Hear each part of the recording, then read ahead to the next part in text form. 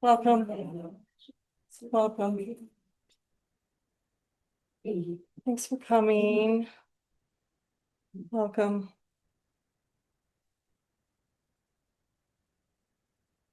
Thank you. Thank you.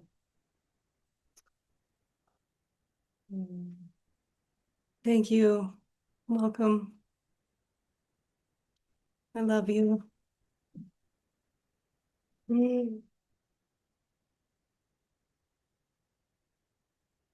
So I wrangled Michael into joining today so that he can ring the bell, and I thought maybe we would just sit in silence for 15 minutes just to arrive and feel that communion in the silent stillness. How does that sound? Okay, Michael will ring the bell, as bell ringers extraordinaire do. 15 minutes. Please, Mr. Michael.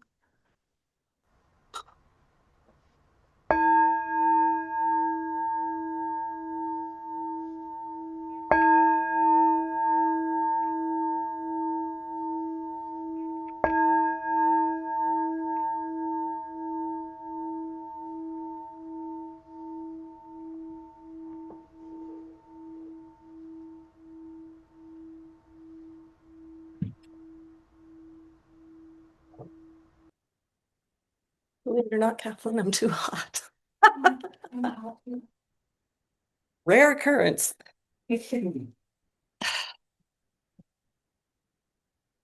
So this is session 3 of the summer deep dive series, and this series was kind of conceived as a way. Oh, bless you. Thank you, love. To be together through the summertime and into the fall with the retreats on either end. Sharon and I's retreats on the springtime end, Sharon and I's retreats on the fall end, and try to keep some continuity, some consistency. I know Sharon's been teaching a lot too. In this exploration of what it really means to live as the condition beyond an identified personal selfhood, a self-consciousness.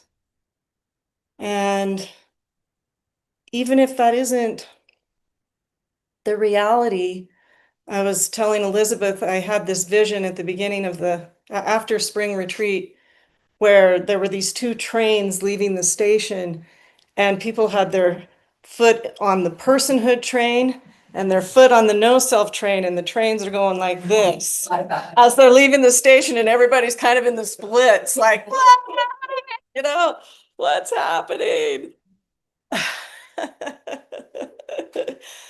And it can be like that, you know, in the transition. So it's a strange thing to try and talk about, honestly. And here I would say it's taken 10 years, a good 10 years to really be able to actually precisely speak about it. And I don't even know if I'm really precisely speaking about it, but more precise than it was in the beginning. Some of the people here on Zoom were with me in the beginning, and it was like one word and then a large space and then another word and another large space. I mean, they're just hanging on, like, what is she trying to say? A lot of as is,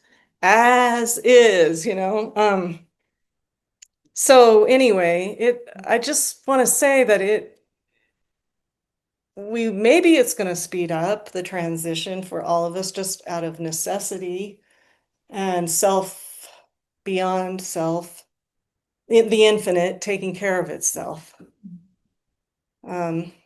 We don't know. But if there is that struggle within you of like kind of not knowing which center of motivation, volition, agency to really move from, it's okay. Like that's part of it. That's really part of the transition. when we're a me, a solid me, and everyone here is and here has woken up out of that, but nevertheless, we can sort of maybe conjure it up where you're solely limited to desire aversion, desire aversion, desire aversion, and what serves this construct of separate identification, and you don't really even know, I'm speaking for myself here, that you're doing that. It just feels like the way. I'm making good decisions and informed decisions and intelligent decisions and educated decisions and intellectual conceptual decisions. And, I mean, the more I can run it through higher reasoning, the better they turn out, but they're often reactive, you know, that thing. And you wake up out of that. We've woken up out of that, and that center of volition, motivation, we might call it personal will, falls away, and there's that transition that I think everyone here has been through where it feels real funny for a while, like, well, you know, what's to motivate? What's to do? Because there's this sense, this deep sense of beingness sort of infiltrating and permeating the state of I and the self that has become expanded.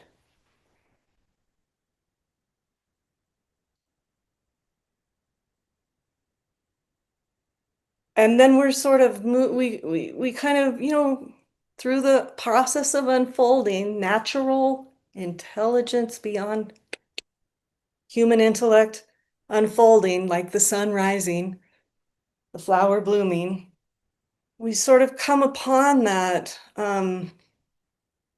higher self center where we're motivated like to seek God, to have a relationship with God, to um, have the angels, I mean, the higher self stuff. All the, like Dr. Hawkins said, don't leave there if you want to stay in yummy, because like becomes different after. But the higher self stuff, where the seeker is motivated through all of the, we might call virtues, and that's a beautiful phase when the I that is left, the self, higher self that remains, is expanding into nothingness, expanding into everythingness. I mean, bliss. Here it was just absolute ecstasy for years. Just, I mean, ecstatic, like what our teachers said were the birds and the bees in sixth grade. It was just like, I'm alive. Um, just super ecstatic. The self that remained was really motivated by these expansive states of being. It felt like being in the lap of God, you know? And at the time, I wouldn't have known. I mean, and I was listening to Aja, I was listening to Sharon, but I still just experientially wouldn't have known that that wasn't it because, I mean, it felt like it. I mean, it was really good. To be free of the me and to be in touch with the higher self and the flow states that come with that, no matter what's happening. And yeah, I do listen for whatever reason. Somehow I'm wired to listen to the teachers, and it's the keep going pointer. If you want to, I mean, there's no harm, no foul. There's no like rule book. You kind of get past that, but to keep going, don't grab there. There was some grabbing. I'd have a session with Sharon. There was some grabbing because it was so juicy. But I also knew Dr. Hawkins talking about the juice of the higher self um, is juicy. And it's a great phase. And so that center of agency, volition, will sort of feels exalted.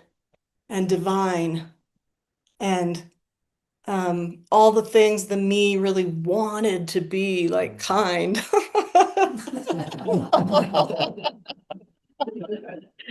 Start just sort of, happening of their own accord. And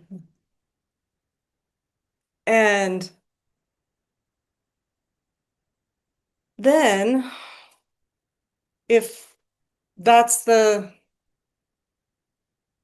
um, I don't know, dharma? I don't know what word to use.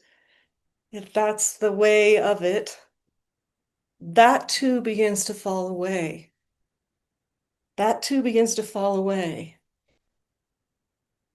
And it takes a while to be able to speak about it because it's only defined by absence at a certain point. The absence of the mediation that is self. That's the only way to really describe it. Because everything else still looks the same, but the way, the beingness of it is totally different. Because the center is a vacuum, an abyss. It's like, I'm going to use a metaphor that's often used. The screen and the movie, right? The white, unadorned, naked, impoverished screen and the movie, the constant movie of the content, the constant movie of the content. And we're mostly identified through the content, even in higher self. Even in higher self, the I is the one experiencing it. The self still is experiencing the content. The content's good, relatively, but the I is experiencing it. And then somehow, you just don't know, but somehow the it's a change of view, and one is as the empty screen, the context, amidst and amongst all content, but unidentified as really anything. And that switcheroo is well, what I'm seeing is that for some, a lot of us, it is, let's see, before it actually occurs, let's put it that way. It's a funny way to talking about it because it's always occurring, right? The screen is always there, but let's not get into the philosophy of all of that. Like the awareness of it, the change in occupancy, the change in identification, the loss of self identification, the loss of self consciousness, self, um, is kind of, there can be some real grasping at belief systems right at the eye of the needle, right at that eye of the needle, right at the deathless death, right? There's a lot of belief systems that want to come in. They're relatively beautiful belief systems compared to what the me went around trying to puke out. But they're still belief systems. They're still refuges of belief.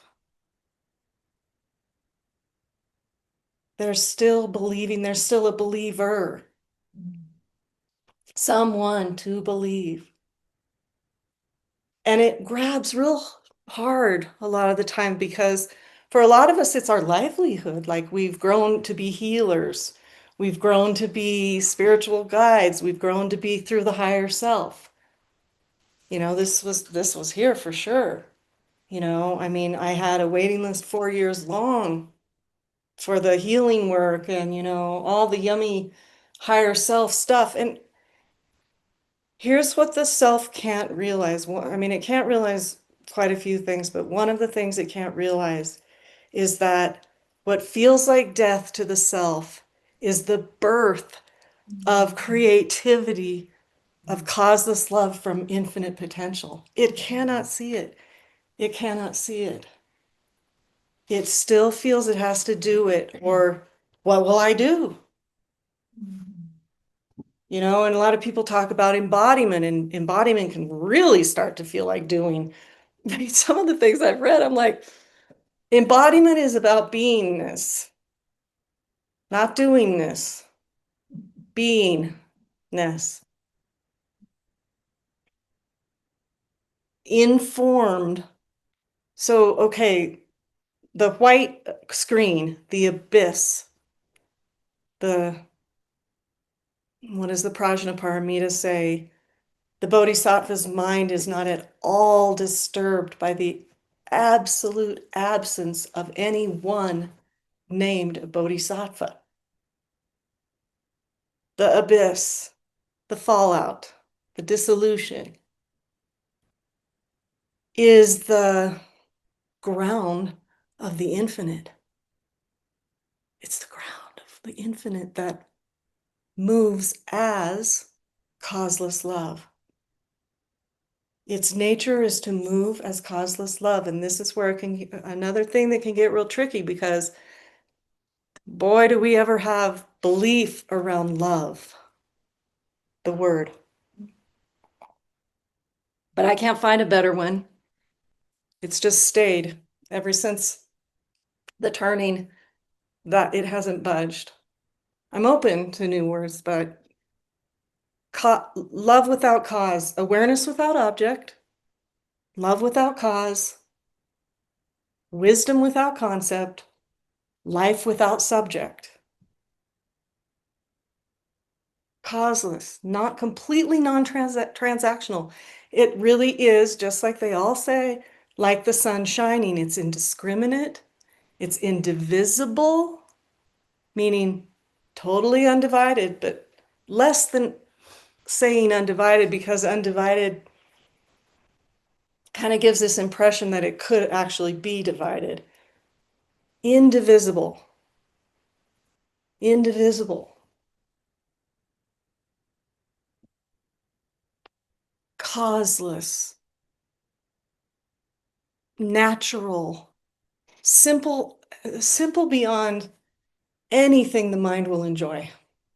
The conceptual mind just can't, I'm speaking directly here. You might find a different experience, and I hope you do. But the conceptual mind can't enjoy it. It's not like that. There's no self to enjoy it. It's just not like that. And that adjustment, especially if you're coming from the higher states of self, is a big one. To what's left of the reflective mind, it feels like a wasteland, and maybe not for you, maybe not, I hope not, but certainly a draining out, and a kind of a flat, I hear a lot of people talk about it as a flat line, just a flatness, because it's a real adjustment. Because the love I'm speaking of is not a feeling state. It's not a state. It doesn't come and go. It's not a state. We can't achieve it through a journey or any of the ways and means, although the ways and means are beautiful and useful until they're not. It doesn't mean we throw the baby out with the bathwater. We were talking about this at dinner last night. It doesn't mean that like all the paths up the mountain are necessary and worthy and useful. It's the old adage of like you get in the boat to get across the lake, but when you hit the shore, if you keep trying to paddle that boat and do the mantra that was given to you 25 years ago that means nothing now and completely feels irrelevant, but by God, that's the way. And it's it's a it's a distraction from what's actual. it's a distraction from what's actual. It becomes a usefulness that becomes a hindrance. We have to be present and sincere. I love Adya's words, sincerity. Sincere to the moment. Here,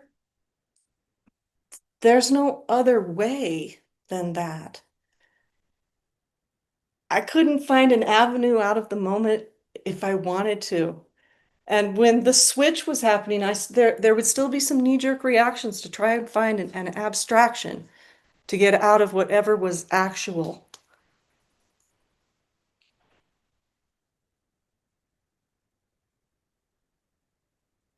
That's the self grabbing. It's not a problem. It's innocent. It's innocent. It's natural to go through the phases and the integrations and the realizations. Dr. Hawkins always used to say, and I feel like Aja and Sharon are this way too. You kind of talk about all of it, even if some of it is not really common in the Sangha, because you don't know when you're going to happen upon it. I certainly didn't know when it was going to happen, or how it would, or what had happened.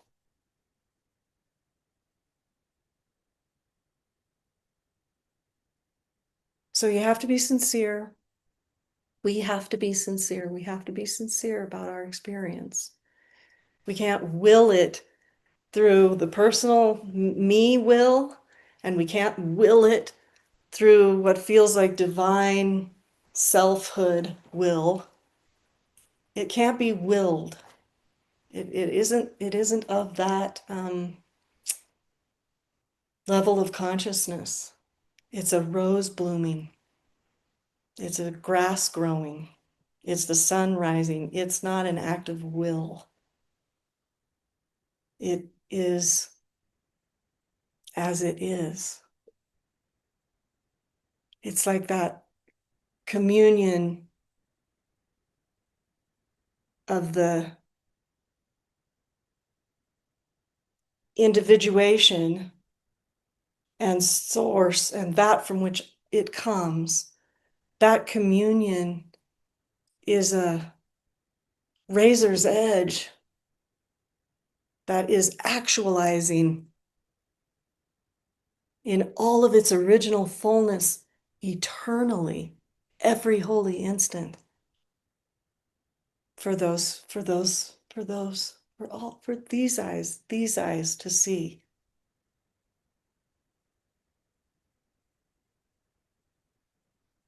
So what's left of the individuation, I just really would hope we can hear, is enjoyed at a certain level, not in the way of personal satisfaction, not in the way of a self being satisfied with itself. It's enjoyed as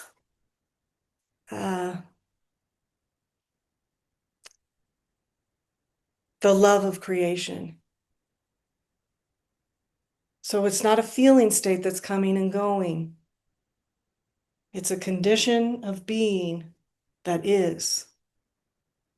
And all the rest of the war, all the magnitudes of war that exist in the mind of the believer are appearances only. They are only appearance. They're the movie. Their appearance. And they are not of the same nature as causeless love. This is a big thing to say. Because, I don't know, there's belief systems out there of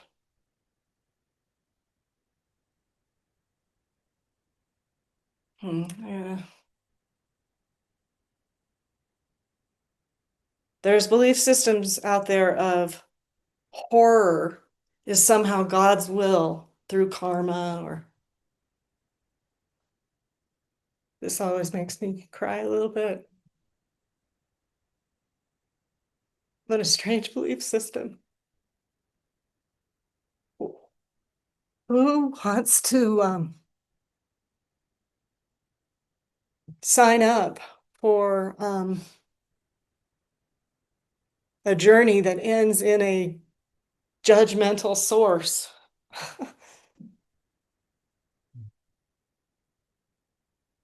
And how can that be true? How can that be true? How can that be true?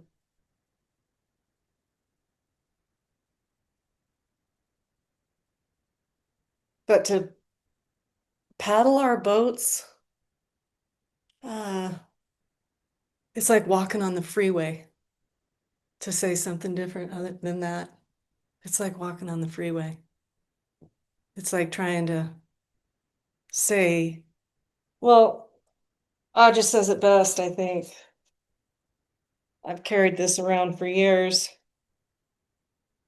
I feel like we're getting to the point where we can hear it. One must be willing to stand alone in the unknown with no reference to the known or the past or any of one's conditioning or belief. One must stand where no one has stood before in complete nakedness, innocence, and humility. One must stand in the dark light, in the groundless embrace, unwavering and true to the reality beyond all self, not just for a moment, but forever, without end. For then, that which is sacred, undivided, and whole is born within consciousness and begins to express itself. Yeah. That expression is the salvation of the whole. I don't know how many of you are acquainted with Ajah's teachings. I would imagine most of you, but salvation is kind of a big word for somebody like Ajah Shanti to use. It's the salvation of the whole. It is the activity of an inward revolution brought down into time and space.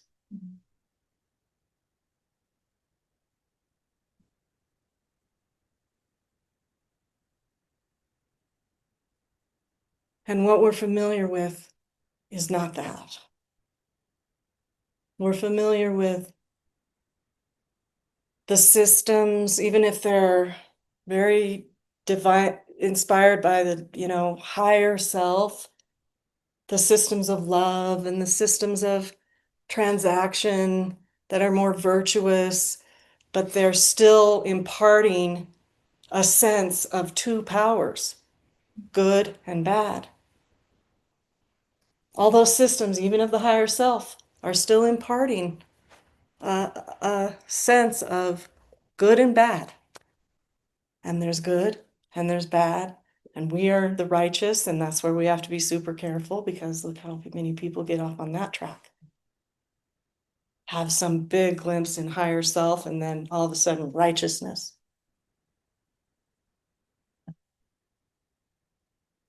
There's one sustaining, maintaining, delivering power, and its nature is causeless love.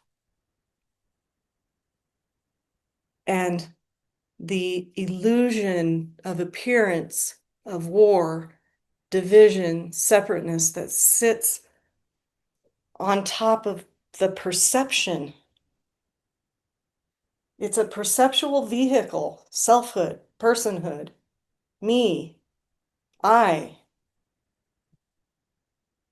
Its view colors the landscape. So it just cannot be perceived, but it's not that it's absent. It's not,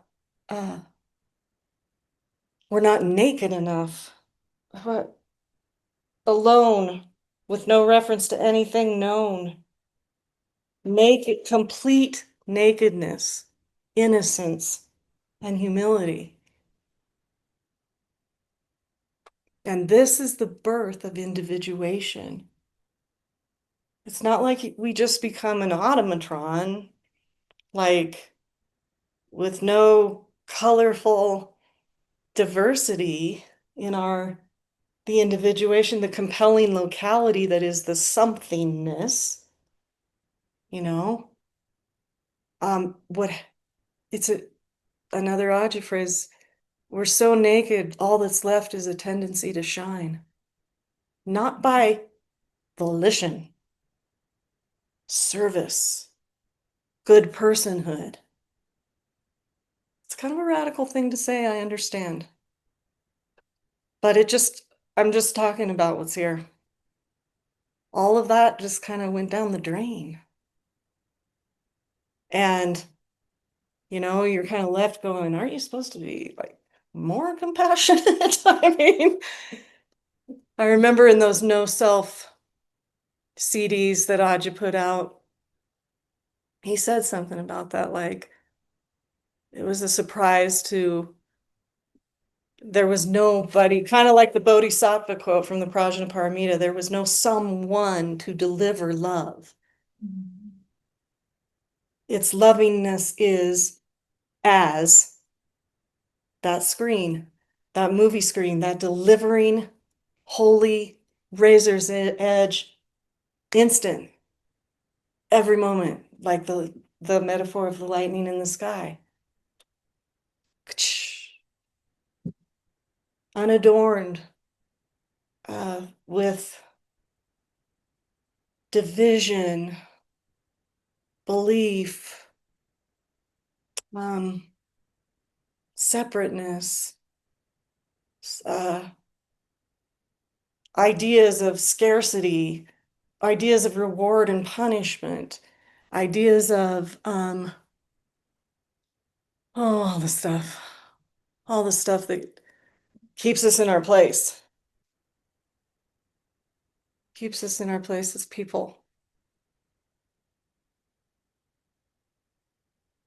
with an identity that has to be justified.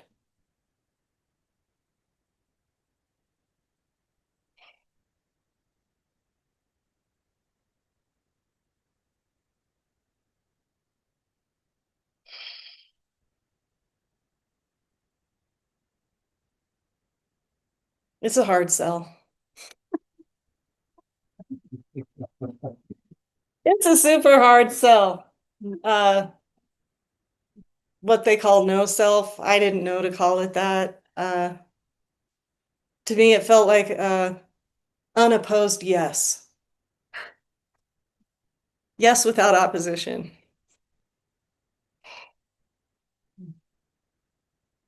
Love without cause or opposite. Um,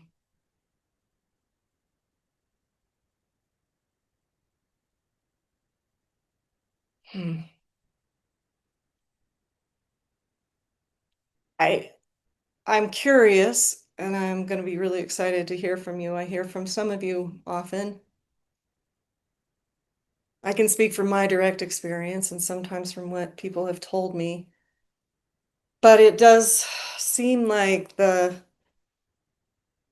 is a hurdle at that point where the person, the still identified the higher realms of selfhood, the higher realms of the expanded I am God. I am why would it want to abandon that? But the thing is that, and I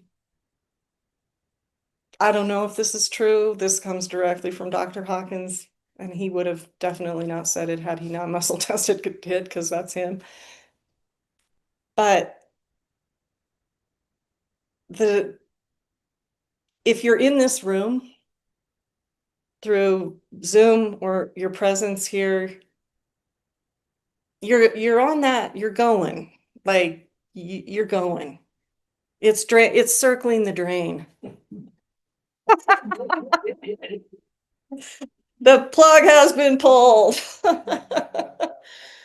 I mean, why else, you know? And many of you have heard me say this, but I'll just pay a little homage to Dr. Hawkins here. Kathleen and I, we didn't know each other at the time. We were both at his Long Beach event many years ago, and he was addressing this worry. I hadn't really had the worry yet. I wasn't in that phase of the process of the journey, but I remembered it. He was talking about this moment, this part of the journey where you're circling where the selfhood, the personalized selfhood is circling the drain, and how if you're in the room, that's just the way it's going to be. You know, who knows how much time it'll take, but it's going to happen.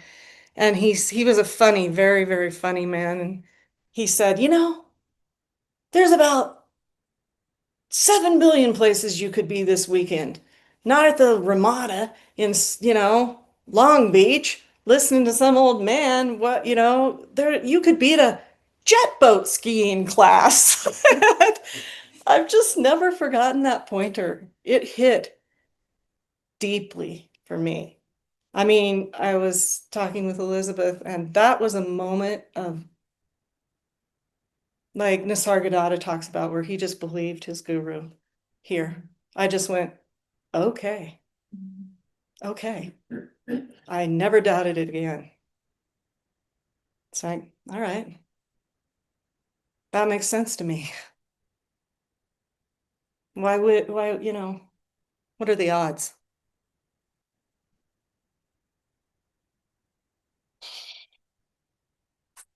Let's see if I, the body of existence is a reflection, a symbol.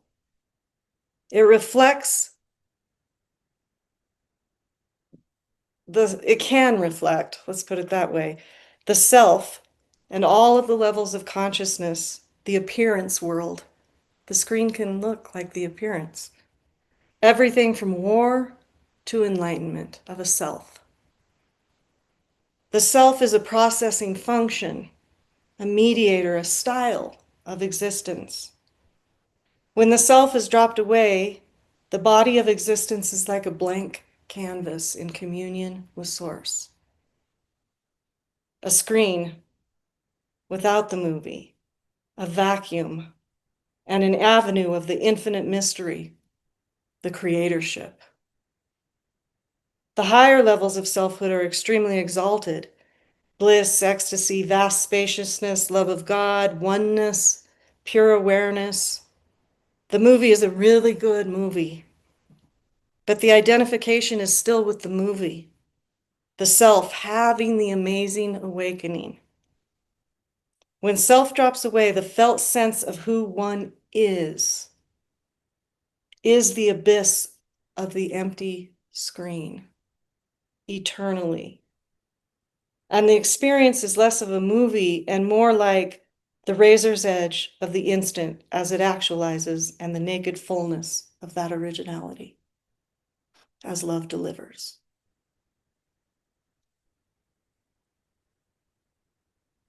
That came through in a walk around the block yesterday at Elizabeth's house. And maybe I've been able to bring some clarity to it because the two trains leaving the station, you know, I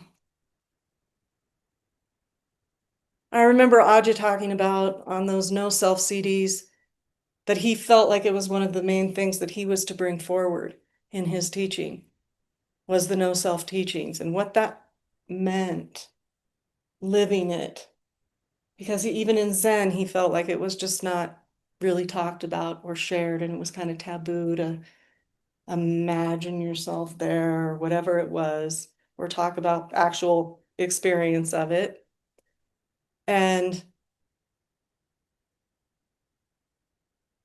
Sharon's been offering it.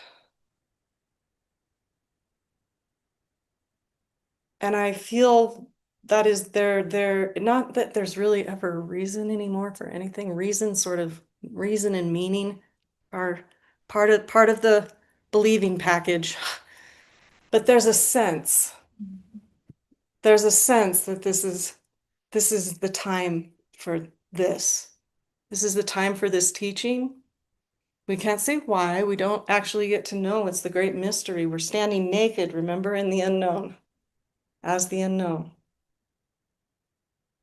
But it's a movement. It's a movement. And we're beginning to see it. There's reports of it. What the heck is this? What's supposed to get me up and out the door? What dreams this life?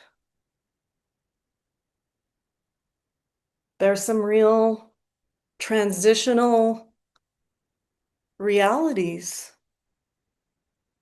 to this that we can begin to explore together and talk about and bring more awareness. Bring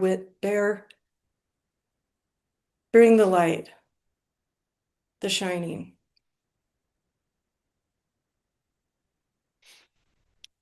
I also remember Aja talking about how he was basically labeled a heretic at this point in his home tradition, his Zen tradition.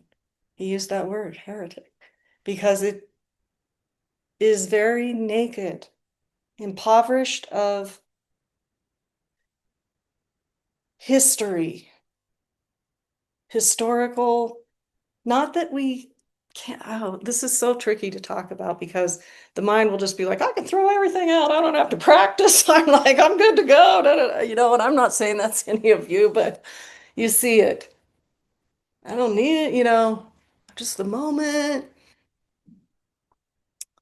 So it's tricky to talk about because it is a complete surrender and it's also playing out in reflected reality, which is a dimension of time and space. And so there are um, more or less useful ways and means. And only you can be the discerner of that.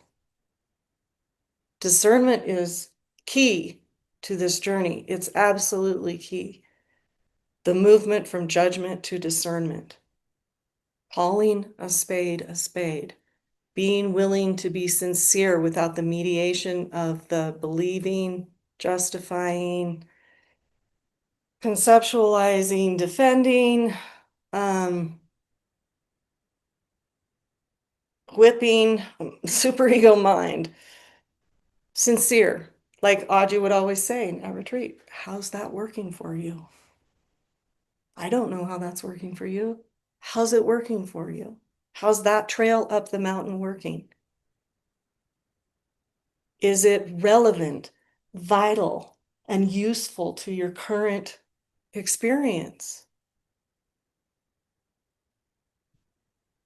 So it's not just an abandonment of all that's gone before in the sense of like the way the believing selfhood think of that. It's not like that. It sounds like it in the wording. We stand on the, shoulders of the great masters.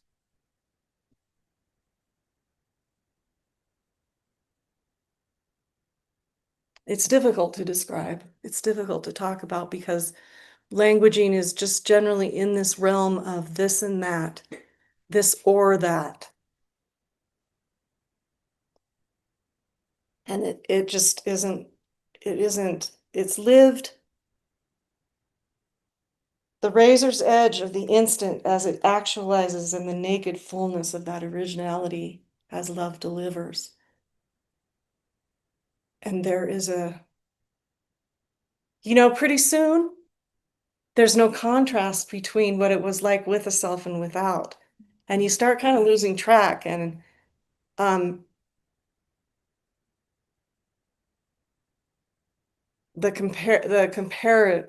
the splits as the train are leaving the station, you're um and it's such a difficult condition to describe with language. but I feel that everyone here is getting a sense of what I'm saying.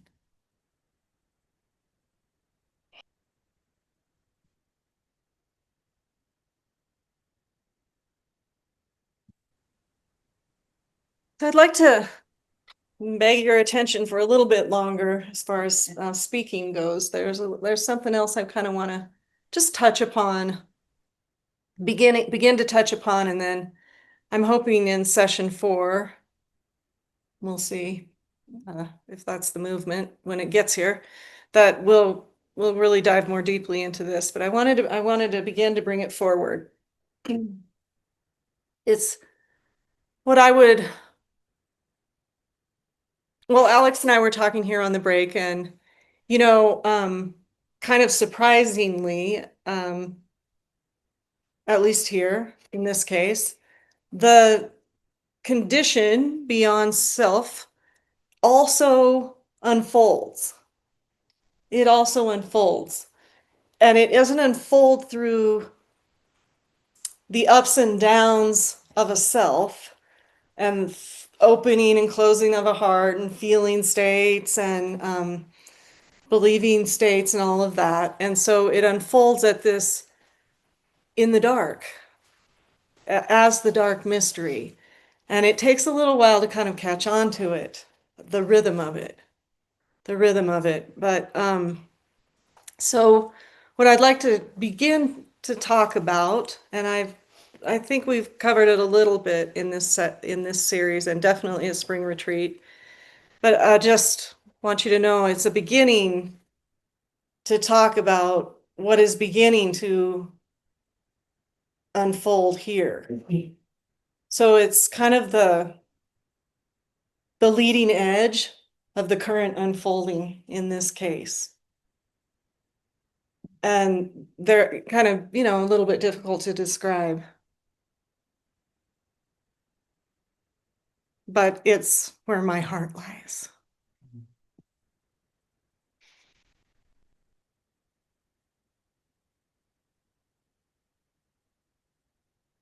So we have this vacuum. I mean, you could say void, I don't know, abyss. I would say communion as that infinite potential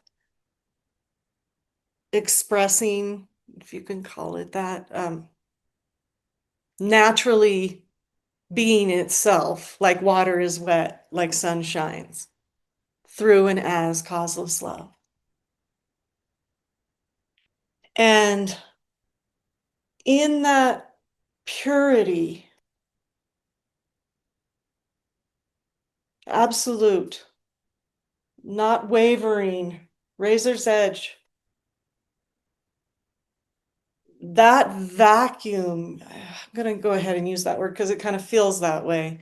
Like it pulls, it's magnetic in a certain sort of way. It's like it's, you know, naturally, like we don't have to, you know, continue to seek source. Um, we inhabit that.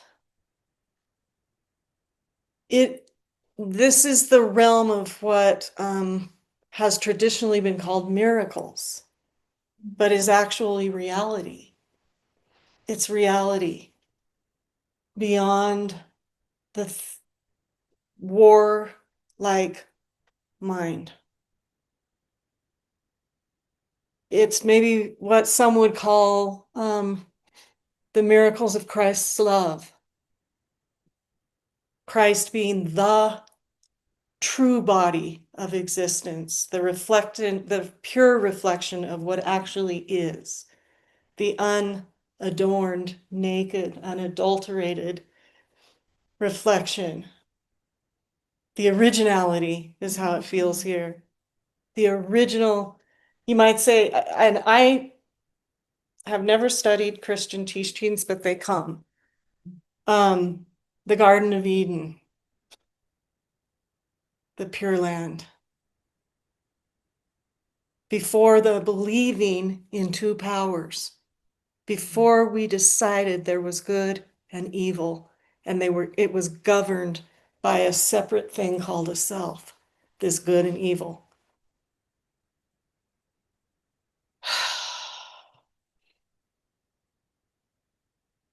A reflection, a man, then the reality, the manifest perceptual field, um, sees what actually is rather than what is appearing to be, and thy will is done. No person could ever accomplish this. You hear what I'm saying, right? It's not people deciding to be miracle workers, identified selves deciding what is God's work and what isn't God's work, and all the rest. And this is demonstrated in reality. And I have a few examples. I've used them maybe often, but the the miracle of like Dr. Hugh Lin, he's just recently passed, but the Ho'oponopono lineage holder who went to his job at the institution for the criminally insane, people who had, in the mind's idea of good and bad, had perpetrated very awful things on other human beings. And he was to go in there and be like, kind of be their counselor. And he said, no, I just want their files on my desk in my office. That's all I want. And he would go to his office and he would sit there. He wouldn't even look at the names or anything else. Just sit there in the office with the files of what the dividing mind would have considered to be the worst of the worst of the worst human beings. And they all woke up, started baking cookies and doing charitable works, because the truth, how we see it, matters, meaning matter, meaning atoms,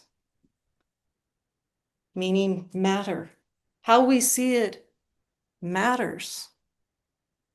And he unwavering,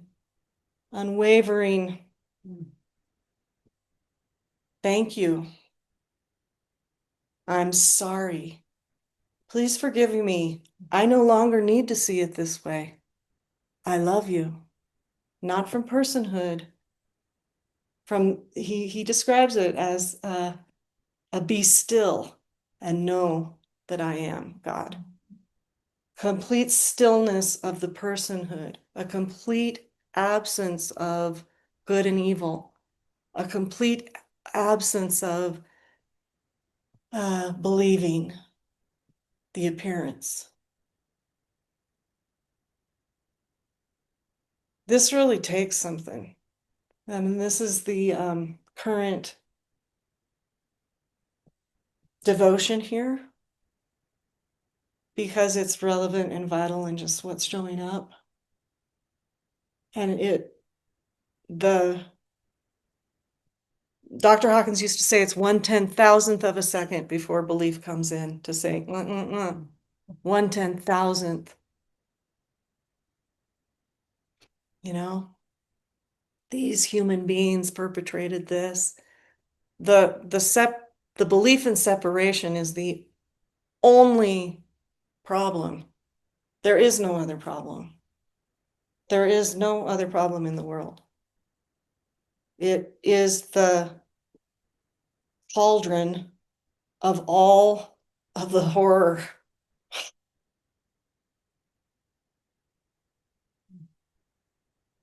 Somebody has to stop believing, and that somebody can't do it if it's identified as a somebody. The bodhisattva is not at all disturbed by the complete absence of anyone called a bodhisattva. Absence. Be still and know that I am God. I, and then this is kind of the first time I'm saying this, but I'm moved by that. I would hope, and hope is a subtle argument with reality. You got to be a little careful there. But that as a sangha, we're moving in this direction.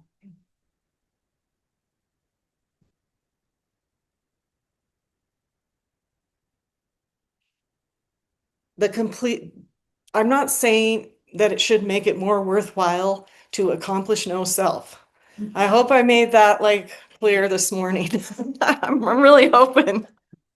I'm not asking for a crusade. I'm not trying to recruit crusaders.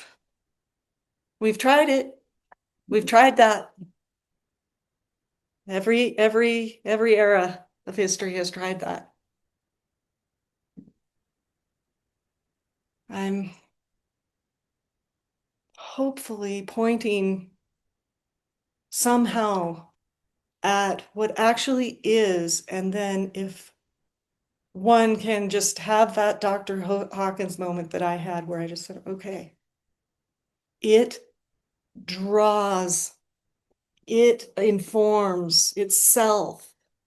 It is a terrible word, but it's what I've got. That is the power of all. It isn't like it has an opposite of, the battle of good and evil. It's like walking into a room, and if it's dark, you go and turn on the light. There was no darkness. It doesn't exist. Where is it? It's not in a can in the kitchen. It just wasn't illuminated.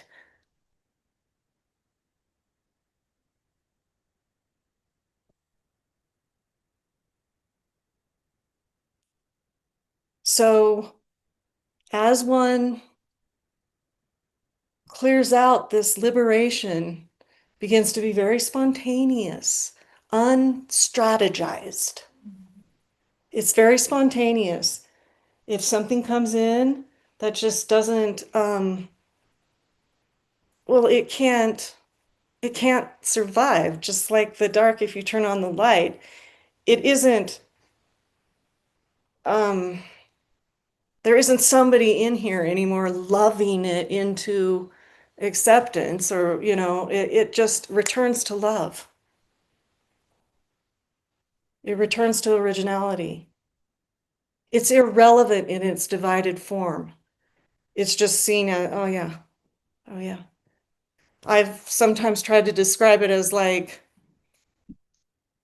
a passport office, and the long line of like historical mistakenness, all the like, "Ooh, I'm so bad, I'm so bad." It's just stretched out, the separate self into like eternity or whatever. And when the ego is like sitting at the desk to give the like stamp into the country, it's like, no, I still need that.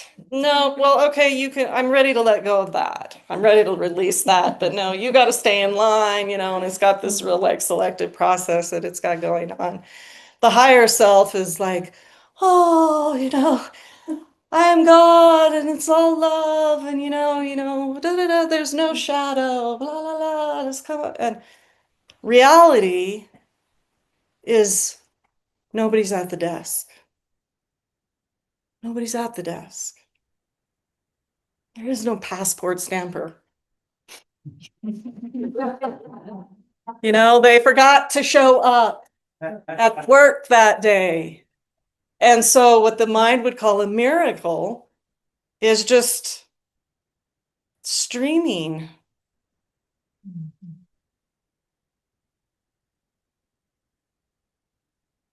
In and as is. The light is on. So be it. There can be sticky times. But less and less and less is one able to um, somehow through some meditated act remove oneself from what the moment is.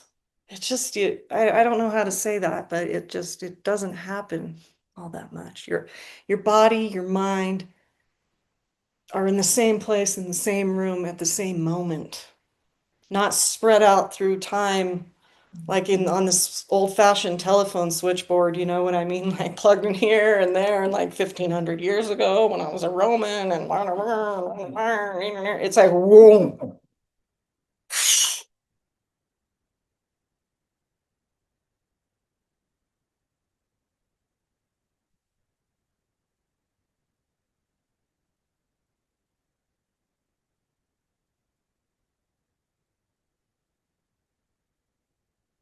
And individual living, enjoying the garden,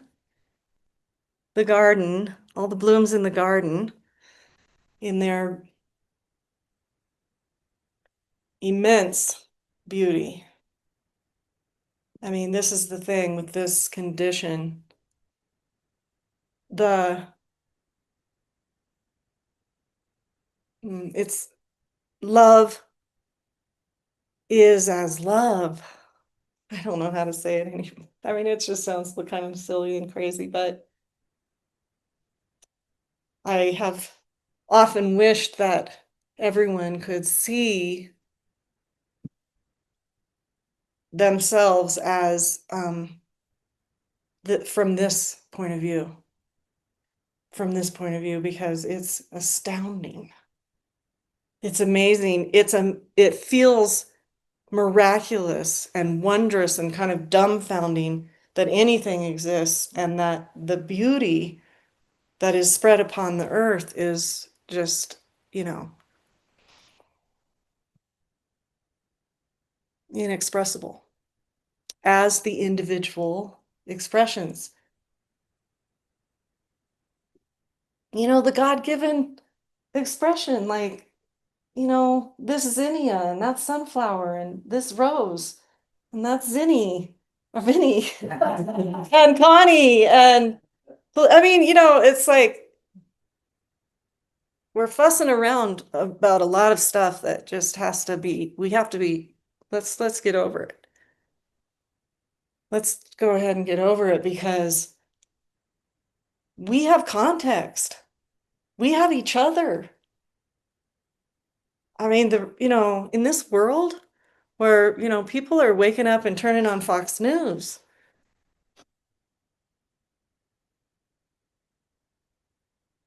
So it's not a fantasy. It's not a doing. It's not a program. You change the world by what you've become. And it's really kind of an unbecoming. And there's the reality.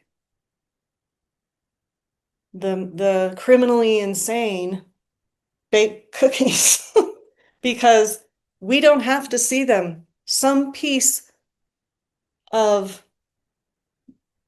love recognizes itself and like, I don't need that appearance. Oh, I don't need it for anything anymore. I understand it doesn't exist. Which is just a really, I've for years not wanted to move into this, honestly, speaking wise, because I am absolutely not sitting here denying anybody's difficult, challenging childhood time. Uh, I, I, I get very intimately that if the appearance is still real, the appearance is still real, and your only way is through. Not over, under, around, denying, suppressing. It's through. I get that. I'm attempting so bear with me, to speak about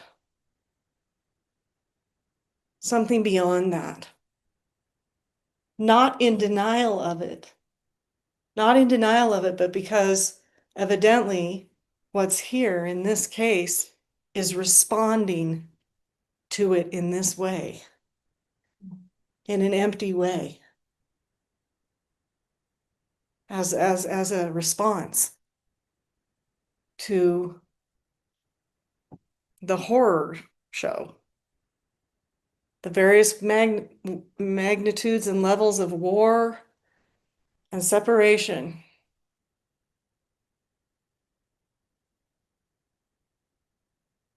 Because I feel that if it's coming forward and just kind of, it's like knocking at the door on the back of my throat, speak it, that there's ears. There's available listeningness, unadorned, naked, listening attentiveness that is. So it's a practice of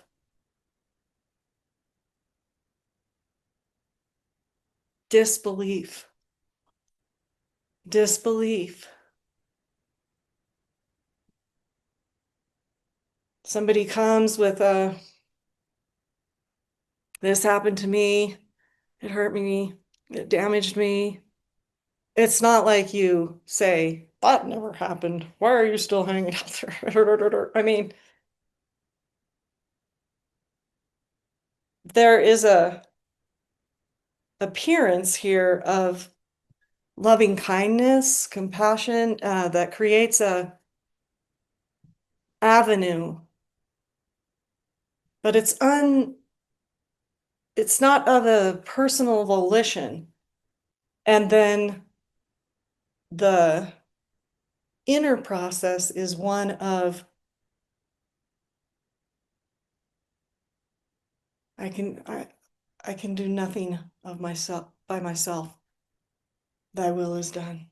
I can do nothing about this because I can't do something about nothing that isn't really actually even existing in the first place. I can of myself do nothing. I can of myself do nothing. Thy will be done, or whatever, the Ho'oponopono mantra. I don't know what's going to come to you spontaneously. Different things have arisen here. The current one is of myself I can do nothing. When I see it, strangely, they're always very surprising to the conceptual mind. Holy Spirit, give me eyes to see. Holy Spirit, give me the eyes to see. Because there's a sense here now, and there didn't used to be. I was in hospice, I was in helping professions. There's a sense here now of, I'm not going to put that on them. I'm definitely not going to put that on them. That's the last thing they need, is for me to also jump on board the believing appearance.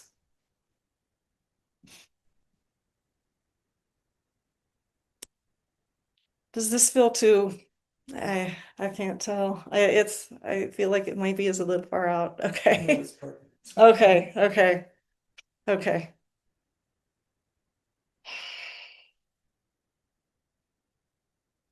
There was a woman, she wrote a book called Left to Tell. Her name was Immaculée, I can't say her last. Ilibagiza.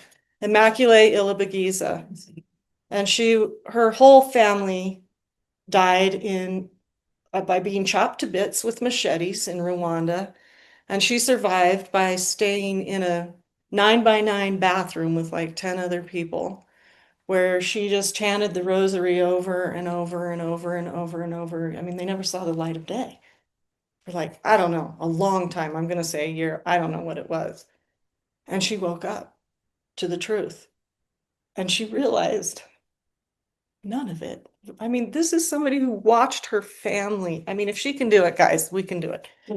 She watched her family being chopped to bits with machetes. And she got up out of the bathroom. She walked through all the young men who wanted to kill her with their machetes, and she just said, this isn't God's love. Please give me, please give them eyes to see, give me eyes to see. And she just kind of walked through unscathed.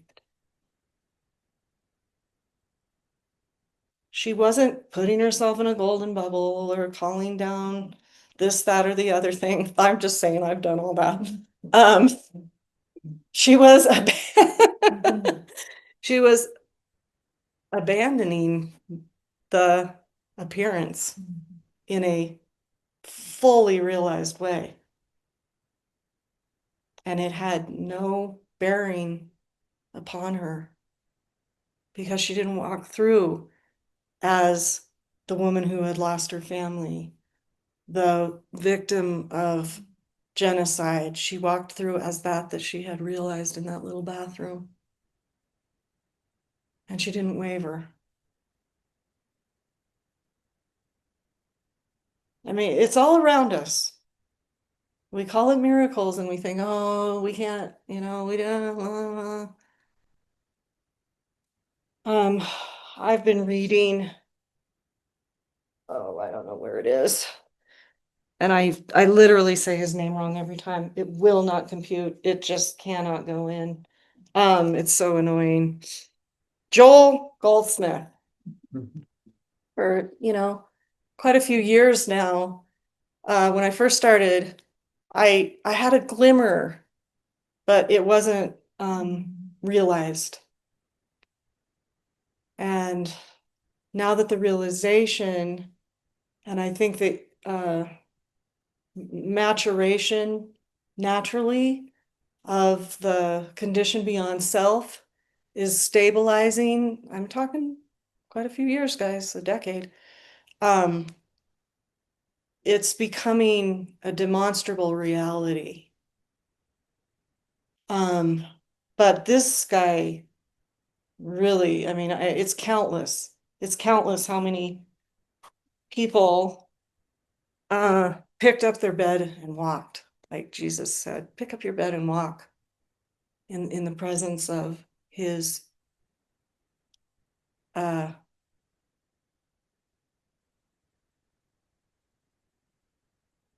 well, the abyss, the vacuum that was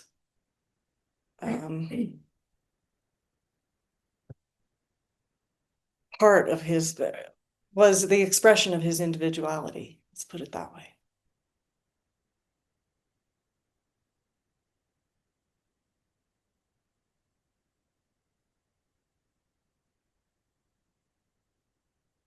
We can't do it with our minds.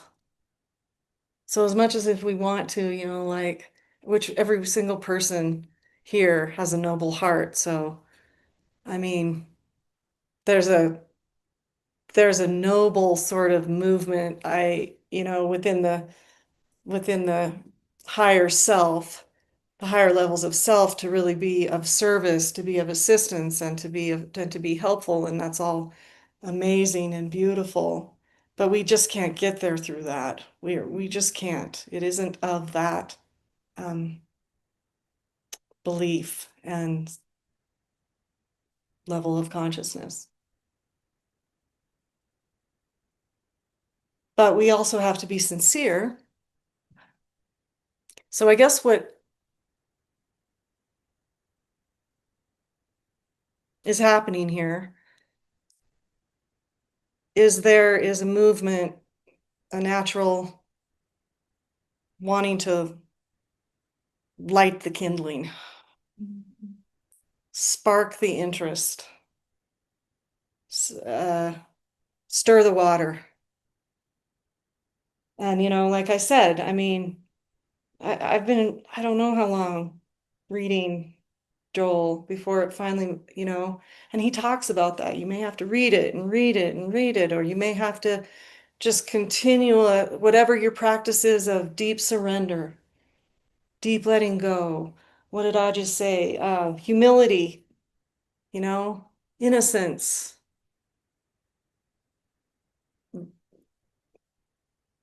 Great, great.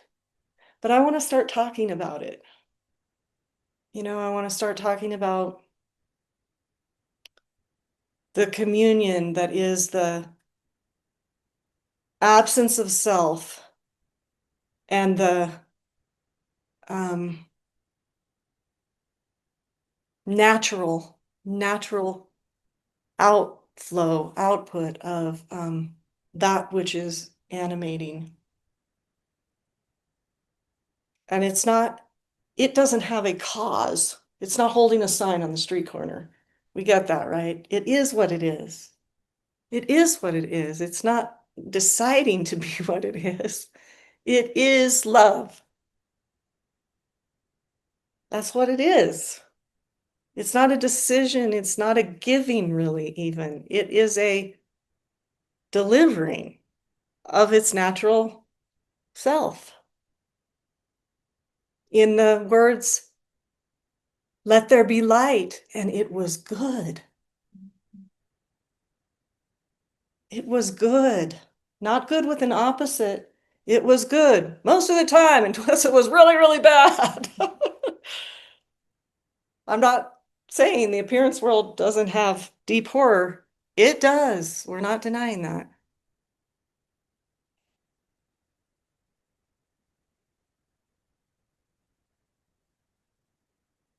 The Ho'oponopono crowd calls it cleaning, you know, cleaning.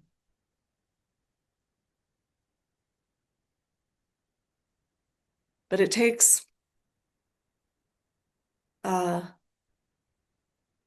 surrender of identified personhood. Identified personhood can get to the high levels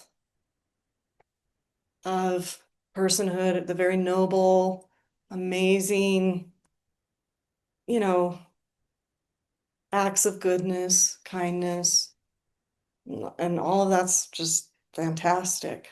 It's just not what I'm talking about today. It's just not what I'm talking about today.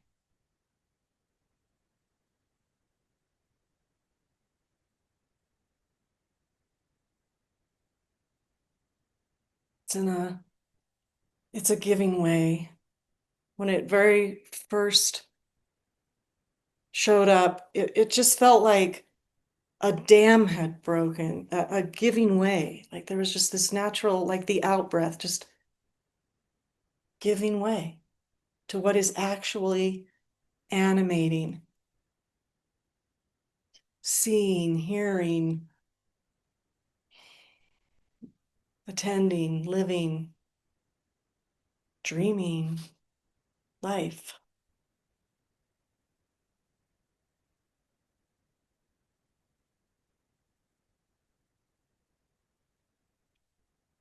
I'm going to read one more quote from Aja here, and then we'll maybe take another little break, and then I'd like to hear from people.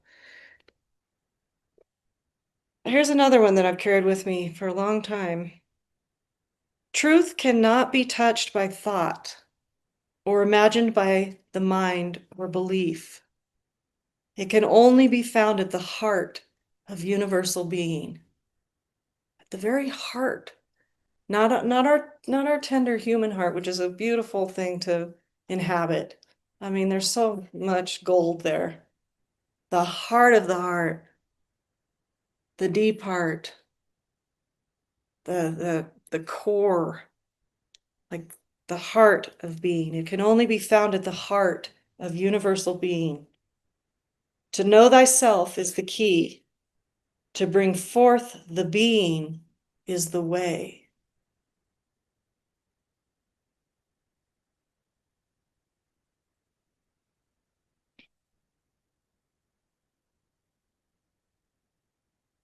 It inhabits, it births, it delivers naturally every moment, as this moment, the heart of being. We are that. We are that. This body of existence, unadorned with separate self, is causeless love incarnate.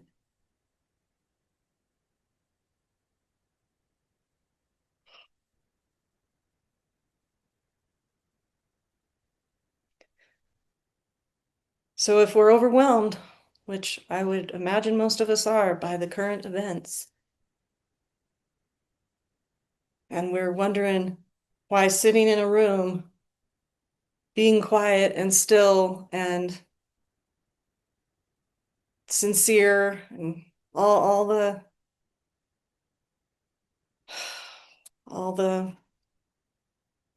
bringing the attention to the present moment. If we're wondering why in this, should we fight back? Should we? Well, we might. We may, who knows? But the warring mind of, this versus that is not going to manufacture the creative solution. It's not. An eye for an eye for an eye for an eye. Division begets division, begets division, begets division, begets division, begets division. It's just, I just think we've had enough.